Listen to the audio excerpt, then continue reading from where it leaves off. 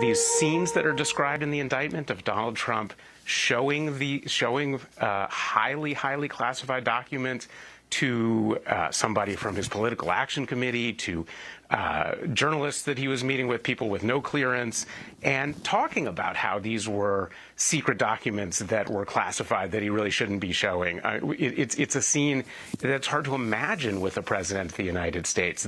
There are the kind of incredible parts of that indictment going through all of the times that Donald Trump in 2016 talked about how important it was for a president to understand our laws about classified documents and to follow those and enforce them, showing that this is not somebody who didn't know what was going on here. And so it really is, lays out a remarkable case. It spells out how significant these documents were that Donald Trump had in his possession at Mar-a-Lago and knowingly had. These were nuclear capabilities of the United States and allies. They were potential military plans. He was only charged in connection with those documents that he continued to keep, knowing that the Department of Justice was requesting them, actually had gotten a grand jury subpoena for them, and at that point he continued to keep them. He instructed people apparently to hide them,